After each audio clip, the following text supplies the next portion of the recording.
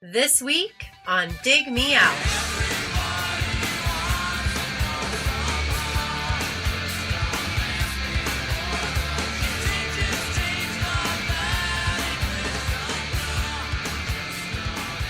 With your hosts, Jason Zia and Tim Minichi. Jay, we're back again with another episode thanks to our Dig Me Out Union on Patreon.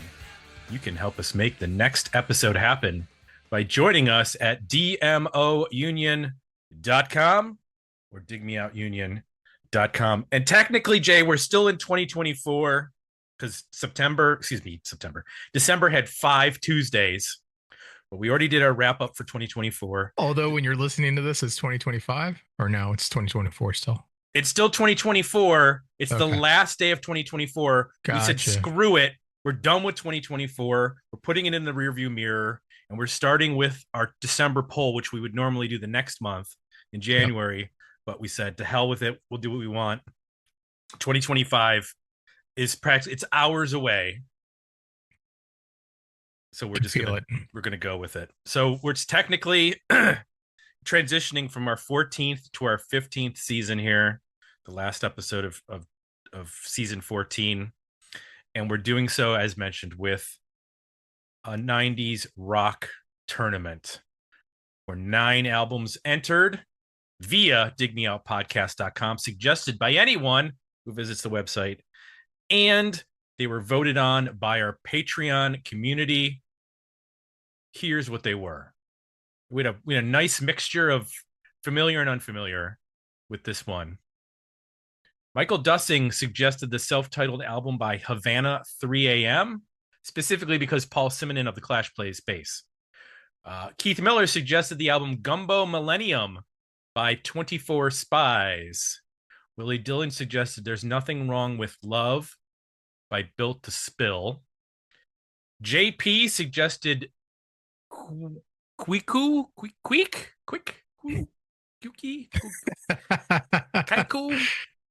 I don't know. It's by Seafeel. James, the band maybe, suggested Pull by Arcwelder. Jason W. suggested Over the James by Avail. Jeremy Amend suggested Actions and Indications by Seaweed. Darren Leach suggested Republic by New Order. And Jim Bassonite suggested Pop Top by Jim Bassonite. Should be mentioned, Jay, that 2 of these suggestions, we've already done 2 albums. Built to Spill and Seaweed. Yeah. And I'm also realizing we had Seaweed and Seafeel on the same poll. Yeah. Well, we'll see if either of them... No, I'm not going to do that. So the poll shook out like this. It was actually kind of close and then not close. I was worried that we were going to get another Seaweed album because my history with Seaweed is not necessarily positive. 3 times the charm? Yeah. Yeah. So we almost had Republic by New Order, but coming out of nowhere, Pull by Arcwelder with 38% of the vote, the winner by 14% over New Order Republic. Seaweed Actions and Indications with 21%. 24 Spies got 7%. And then we had a number of either 3% or 0%. And who was it? Somebody said in the comments, like, if we're gonna do an entire discography of the 90s, then we should do Seaweed or Built to Spill. But we don't need to cover. There's a lot of bands we haven't covered, obviously. Yeah. And the need to cover 3 by the same band is probably not necessary. So, had you ever heard of Arcwelder, Jay? No. Yeah. No. Same. Had you? No. Maybe just the name because it sounds so 90s, early 90s alternative. Yep. I'd be like, yeah, sure. If you told me that there was a band called Arcwelder, I would have believed you. Right. Yeah, it's a very 90s name. So James suggested it. Here's what he said. 3rd album, first on Touch and Go. This from criminally overlooked Minneapolis post-hardcore trio. I hear sonic similarities to Husker Du or Jawbox, mixing noise with melody and catchy songcraft. Scott McDonald's vocals are eerily similar to Bob Mould's. Interesting song structures and production textures. The album was recorded at Pachyderm by Brian Paulson. So neither of us knew anything about Arcwelder. I'll give you just a brief backstory beyond what was provided by James. History of the band. From Minneapolis, formed in 87. They were originally called Tilt-A-Whirl, and then the Tilt-A-Whirl people found out and said, no, and sent them a cease and desist letter when they were going to put out their first record. So they changed their name to Arcwelder. They're current. They're active, Jay. So here's the crazy thing. They put out 1, 2, 3, 4, 5, 6 albums in the 90s. This is their third. Their first album, This, came out in 1990. Jacket Made in Canada came out in 1991. Pull, 93. Xerxes in 1994. Entropy in 1996. Everest in 1999. And then there was a break. And then in 2023, they put out some singles, I think on like a Bandcamp or something. And then in 2024, they released the album Continue. So 25 years later, they're back in the game. And they're one of those bands that has achieved status in Minneapolis. They have their star on a mural outside the First Avenue Club, which is where it's sort of like the Hollywood Walk of Fame for Minneapolis musicians. So anybody in Minneapolis who has, I think it's if you have sold out a show at the First Avenue or you were a major contributor to the Minneapolis music scene, they put you on a star on the venue. With that many albums, and it's kind of wild that we hadn't heard the band before. Mm-hmm. So the band was made up of 2 brothers, Rob and Bill Graber, and Scott McDonald. Scott being the only one who's not a brother. They're all involved in the songwriting, and they're all singing. It's not just one person. So they did a lot of US tours, obviously with all those records. Most of the bands were not they weren't playing stadiums. They were touring with like Jesus Lizard, Jawbox. They actually toured with Dirty 3, who we covered, Pegboy, The Cows, Tar. And they did reunite for some one-off shows in the 2000s. They were asked to play the All Tomorrow's Parties festivals when they were curated by Shellac, the band that the late excuse me, the late Steve Albini fronted. In 2002 and 2012. They played those shows, and they did play the Touch and Go 25th anniversary show in 2006. So they off and on, they were getting together playing shows, but they had, for the most part, moved on at that point. And they have a new record out, so you can actually like go to their website and everything, and there's the guys. They're about as Midwestern as a Midwestern band could look, that are 25 years into their next record. Are any of them wearing shorts in the snow in the winter? No, but it's like a work shirt, button down type thing, and a tasteful goatee, and one guy's bald. Of course, you got to have one bald guy at this point in the band. Every band has that. Usually the drummer.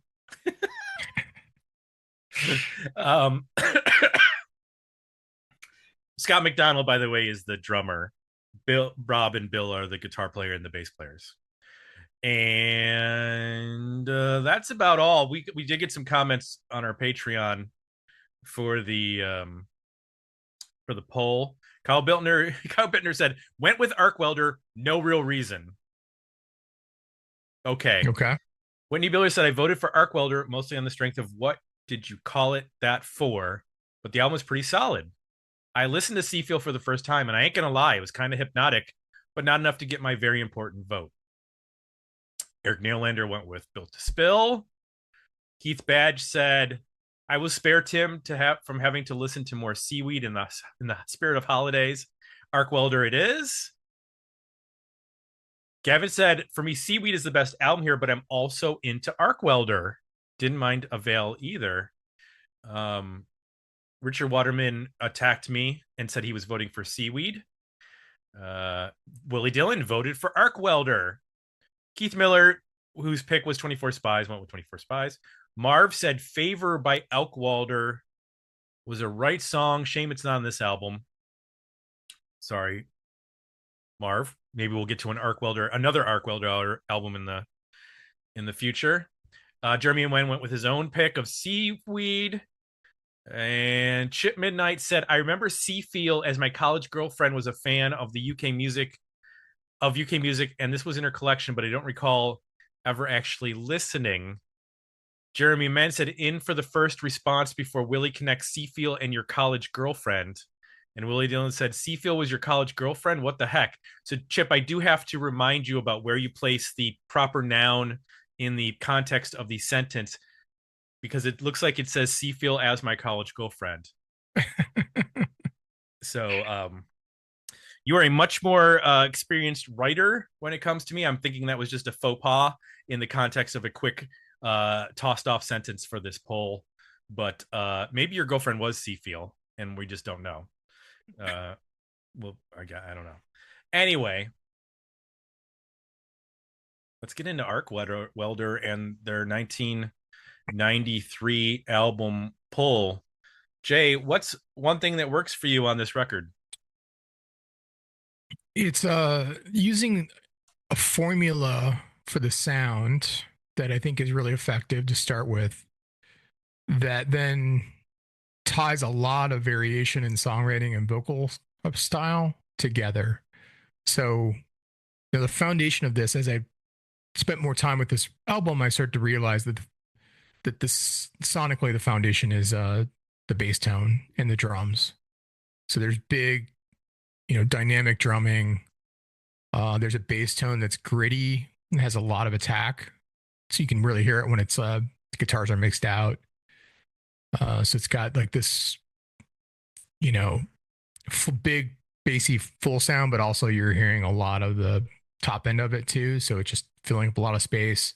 And then the parts are pretty active, both from the drummer and the bass player, not just playing root notes and 4/4 here, even though they do that occasionally, but most of it is, a lot of movement, actually a lot of groove, kind of stuff that has a bit of a gallop or skip feel to it. It's not just straightforward 4 on the floor kind of stuff.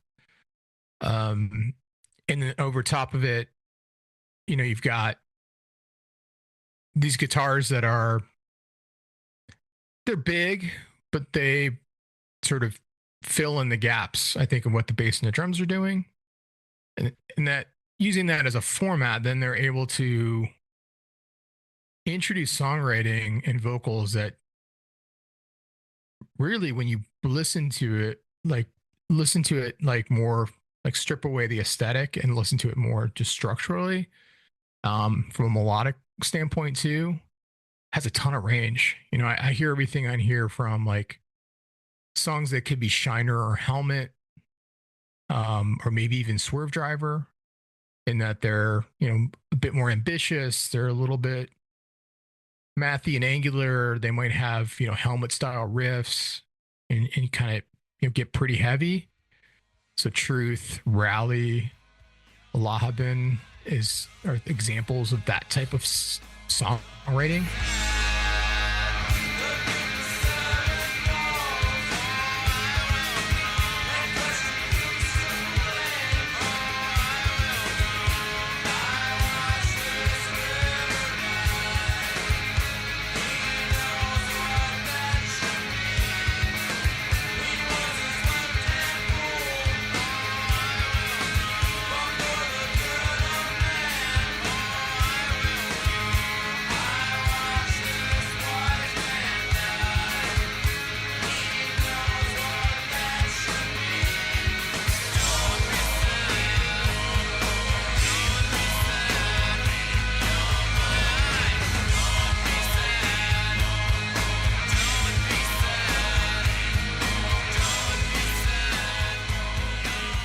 they also take that same sound and they apply it to songs that, when you strip them down, I mean, they're kind of alt pop or maybe even Brit pop at some points. They get a little jangly and bouncy. I'm thinking of "It's a Wonderful Life."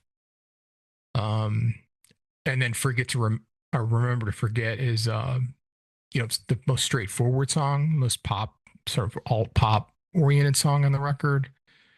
"Just Not Moving" kind of gets back to that a little bit of a pop feel to it as well.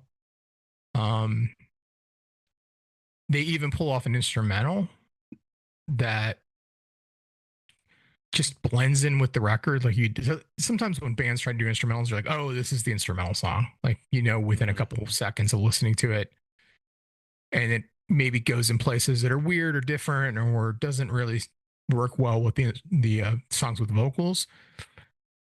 Cranberry Sauce, the instrumental, sounds very cohesive with the rest of this record. And I think it's because of the commitment to the sound of that these three guys make together, using consistent instrumentation, consistent tones, instruments, and just the way that they, organically play off of each other and sound together as the foundation.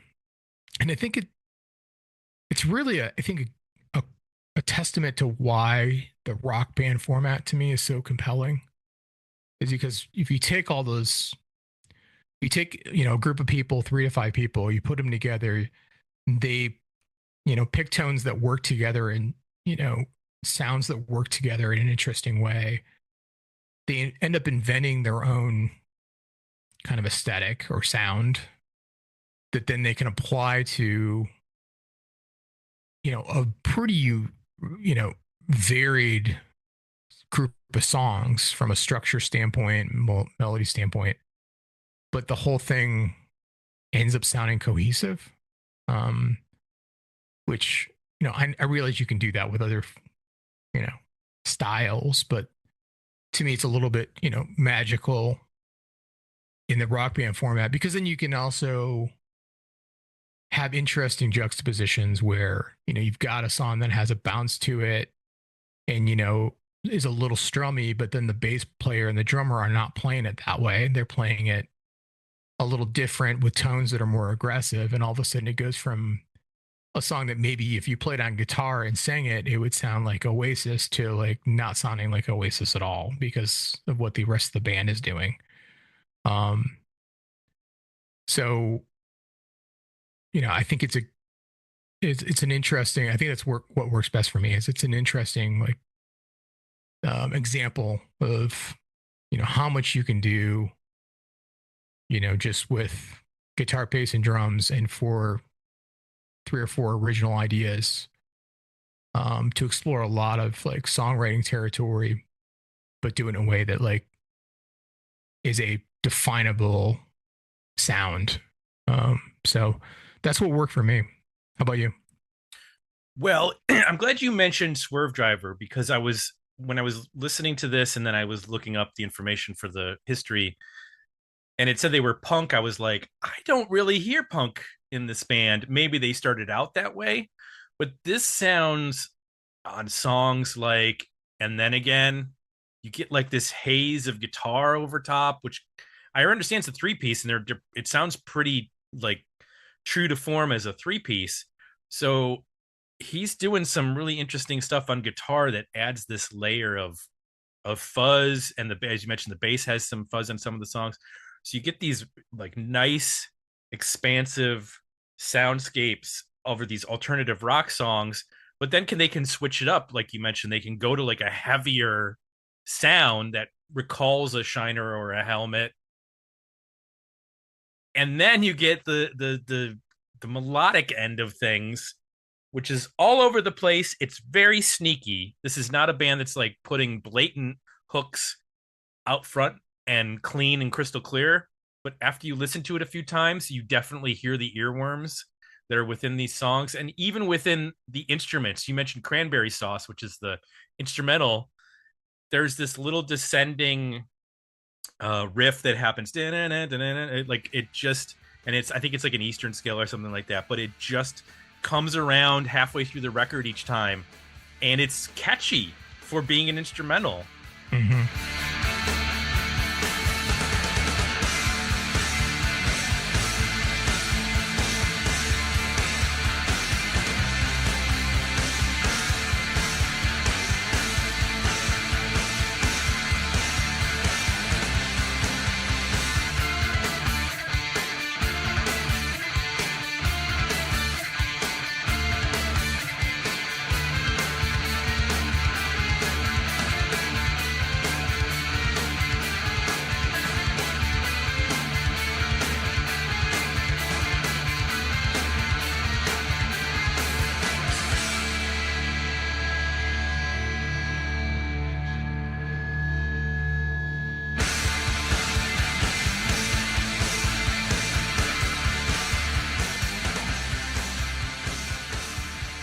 They do a really good job of finding the hooks, not only in the vocal but also in the limitations of a 3-piece. There's nothing really wasted in terms of melody. There's some parts where they let the guitar start out a little bit longer on some of the songs. There's a little bit longer of an intro for the second track. What did you call that for? It's a Wonderful Lie. It's a little bit longer. That one is a really interesting song because it starts out and you're like, okay, this is kind of a jangly Bob Mould solo song almost. And then they starts throwing in these weird chords. Like you hear the chords at the beginning, you're like, okay, these are probably just major and minor chords. And then there are some weird augmented chords, like suspended chords or something happening later in the album or in the song. And it sounds a little bit more difficult than just playing 4 chords on over top of a pretty straightforward beat. I liked that. I liked that they took something that could have been like the easy single on the album and we're like, no, we're still gonna make it weird. Mm-hmm. And that's what makes, I think, what this album does well is it's taking alternative rock and it's taking all familiar elements of it, but just adding a little weirdness here and there. Not in the sense that like you're getting like crazy guitar solos or dissonant things happening everywhere. It's just, that's not the chord progression I was imagining was going to come up next. Like they'll just do something a little bit off in the progressions and in the choices of how they're voicing the chords. Remember to Forget is another one where I think you brought that one up too. It's only like 240. It's got a nice hook. So does a number of the tracks, Truth and a couple other ones. But the hook of the song melodically is sometimes like drony almost. It's not like this big sweeping vocal. It's just this drone that they place atop of something like on Remember Forget, the guitar is like it's like moving up the scale or the strings and it's getting noisier and noisier, but the vocal is staying steady. So it creates this nice tension between the two that I liked. Believe the unbelievable. Feel what it's like. Thinking the unthinkable. Feel what it's life. I'm doing the impossible. Remember to forget. Deny the undeniable. I can't remember yet. So sing a little pop song. And everybody loves you. Just sing a little pop song. And everybody loves you.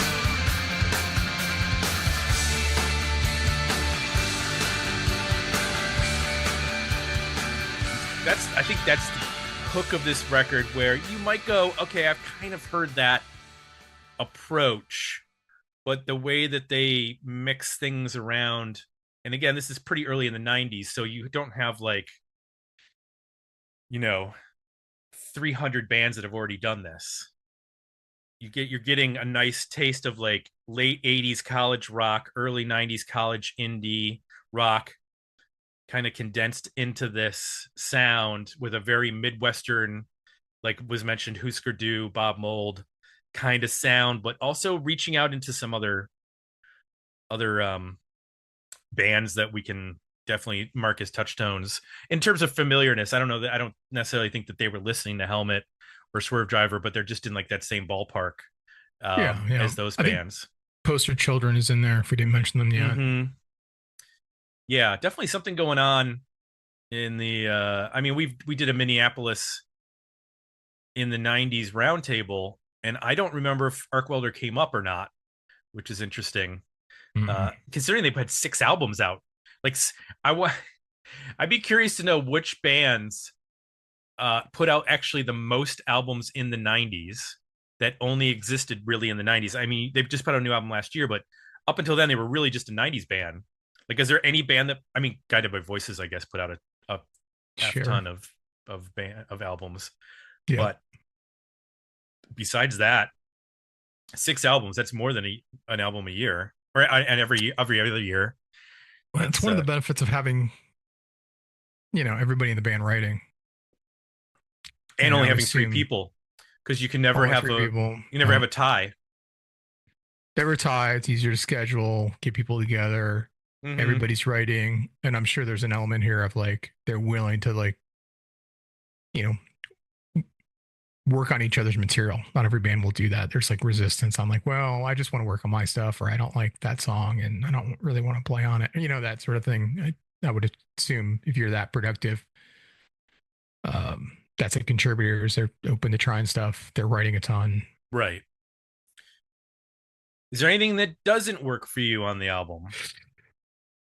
I think while there are definitely hooks on every one of these songs in some way, shape, or form, I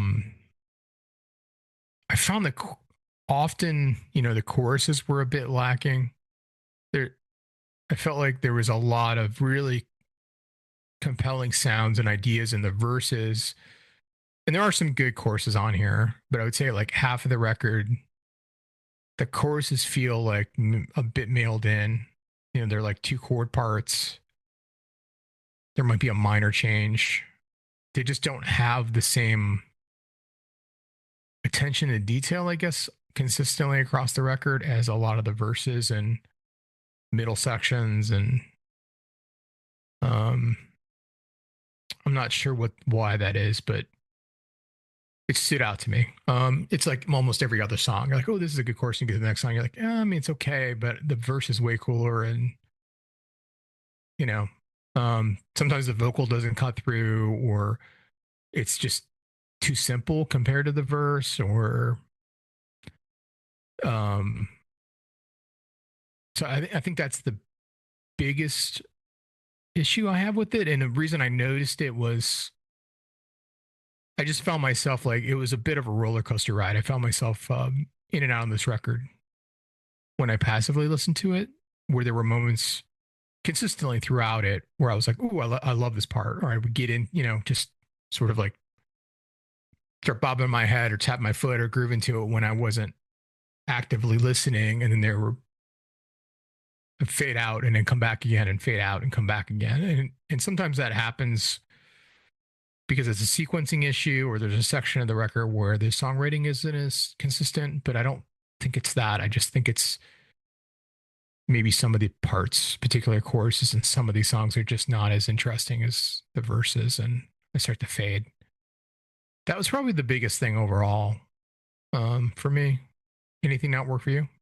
Yeah, there's just I agree with a lot of that. There's like a very little distinction between the sound of verses and choruses. Mm-hmm. Like you just move into another section essentially, and you're like, oh, okay, I guess this is the chorus. And this is the definition of a grower, I think. The first time you listen to this record, I was like, I'm not sure I'm getting this. Yeah. And then I had to like sit down and listen to it, like with headphones on. I'm like, okay, this is I'm getting a better understanding of what this is. It's strange because somehow I like his vocal. I'm not sure I love the way it's produced. It sounds like it might be double tracked, which makes it sound, There is a lot of double tracking. Yeah. yeah, which it gives it, a bigger sound, but also like flattens it somehow. Mhm. So it's completely at the same level as the instruments. So it doesn't pop sometimes when maybe it should. Again, that's an aesthetic thing of, especially of this sound. I mean, I don't expect them to have super loud vocals because it's just not the style of this band and of this music. But there would have been nice. There would have been times during the album where it would have been nice to hear them pop out a little bit. Some of the riffs in retrospect are not as original as I would love. I mean, they're original for 1993, but now I've heard those riffs 150 times from different bands. So Yeah. This is just jumping in on that point, like you're making me think of, this is a band that probably presented themselves live as like a guitar band, probably maybe even thought of themselves as a guitar band. But in hindsight, listening to at least the mix, I think this works even better if the guitars are maybe brought down a bit, maybe spaced out a little bit more, and just make it a bass and vocal forward album, and let the guitars more accent that overall mix. And even live, like I don't know how they mix live, but like I would have even done that. Which at the maybe to them they thought of themselves as a big guitar band or something, but I could see that, imagine that a lot of these bands that are in this adjacent to them would be considered that. Yeah, I there's 13 songs on this record, but it's 45 minutes. I didn't really feel like it went on too long. I mean, you could argue, you could say, hey, maybe trim a song or two, but honestly, there was nothing on here I went, this is a terrible song. This is nothing in comparison to the rest of the record. Like everything sounds consistent, and most of these songs are fairly tight. Yep. You get some that are under 2 minutes, some in the 3-minute range, a few in the 4-minute range. So it's a nice variety of sounds and approaches and lengths, and they don't stick to necessarily a verse chorus verse format all the time, which is nice. There's just a couple things. When I was trying to figure out like what am I going to put onto my master mix of all the stuff we ever listened to, I did have a hard time, like what's the one song that I can pull off of this. I'm like, well, there's a lot of cool songs, but I don't know if there's one that like immediately grabs me as like the standout best track. I think there's a lot of really good stuff, but nothing spectacular. So this came out in 93. I don't think this is definitely a college radio album, right? And this is like Alternative Nation 120 minutes after midnight type of video. It also feels a little ahead of its time. I guess if you play this for me, I would have guessed it was mid to late 90s. Just even sonically, it's maybe a bit harder even in 93 to find outside of college radio, an audience for this, as it's, I think, this type of sound is better established later in the decade. Right. I completely agree. It doesn't, it's not like it's out of its time. It's just 93 is a hard year for this to break through. So, where do you land? Were the album better EP or decent single? Well, I mean, I'm with you on if you're in on the sound of this band, because they're so consistent on how they deliver it and put it together, there's no stinkers on here, really. No. So I'm going to wear the album. The first couple of tracks do a good job of establishing a good range of baseline for what this band is about. And then you're kind of just in for the rest of the ride from there on. There's variations, I think, on the themes you hear in the first two songs. The first one is a little bit more dynamic and like got a really intricate drum part. The that's cool and the bass is moving, and then the second one is a little more droney, and you kind of get the flavor of the two.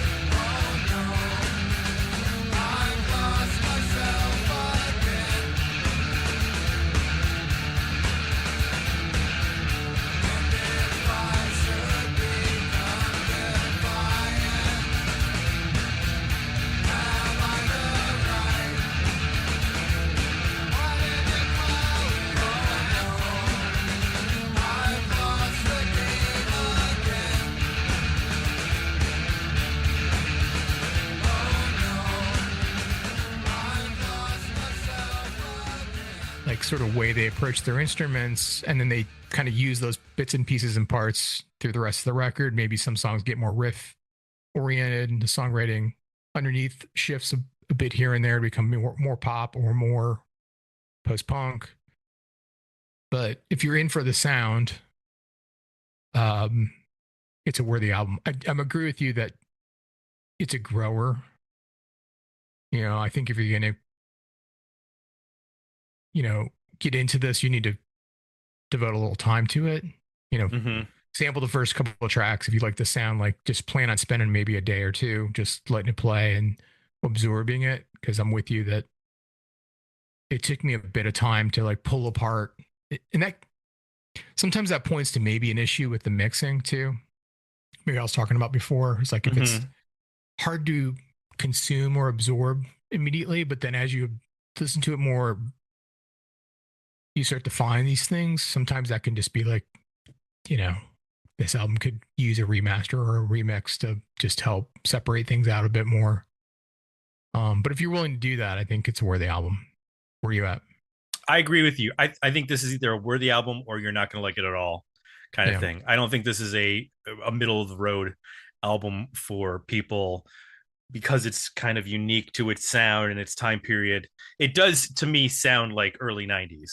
I will say that. Like, there's probably bands that are doing, grungy, alternative rock now that are emulating this sound. But for whatever, it's because they probably recorded on tape, in Minneapolis and got a specific sound for everything. It definitely sounds of that period that and that's a good thing. I don't think you could replicate what this band is necessarily doing without some hard work of digging up all the proper equipment. So, but I'm at a worthy album. I think, like you said and I said, it's a grower. It's not something that's going to immediately, I think, slap you in the face. But if you give it some time, I think it's worth checking out. And that's two worthy albums. Thank you, James, for suggesting this record and adding to our Minneapolis discography of bands that from the Twin Cities that we were not aware of because, we thought we'd covered everything that came out in Minneapolis in the 90s, but apparently we were wrong. There might be one or two more bands that we're not aware of. It's funny. This is definitely like a Midwestern sound too. There were a lot of bands in the late 90s, I think, that we saw in the Columbus area, Chicago, Michigan, that had sounds like this. And it's kind of funny, again, that I guess it's a Minnesota thing that sometimes that stuff just doesn't always find its way down. Yep. Or if it does, it's in very specific, narrow ways that you discover them. Right. You would have probably had to have seen this band opening for a band that you wanted to go see in order to see them. I would imagine, unless you were outside, if you were outside of that region, you're probably not discovering this band unless you're reading particular zines or something and you read a review by them. So we need to thank all the members of our Patreon community who voted in this poll, and for the folks who suggested records. You can go to digmeoutpodcast.com to suggest an album. Drop it in our suggested album form. You can do that for both the 90s rock podcast and the 80s metal podcast. And Patreon is where you go to vote in these tournaments by joining the union at dmounion.com or digmeoutunion.com. You can also get access to our Discord and read the box newsletter, which is available at Substack. The box newsletter comes out every week with news and a calendar of new releases for 80s, 90s, and aughts relevant artists. Not right now. The 2 weeks between Christmas and New Year are absolutely dead. There's just there's not a whole lot happening. But once January hits, folks, boom, lots of new releases coming out. Get ready. Last week, I just went and dug up stuff we missed from November. There's like a David Garza album that slipped through the cracks, and there was a live album from Interpol and just stuff like that. Yeah, there's all we're doing is adding to your Christmas list for or your New Year's list for stuff to listen to. There's nothing, not a lot of new releases coming out during this period, because why would you put out an album between Christmas and New Year? Nobody's gonna be paying attention, except for us, because we scour the internet every week for releases.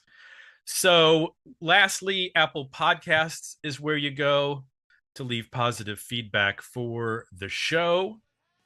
For Jay, I'm Tim. We're out, and we'll be back next week with another episode of Dig Me Out.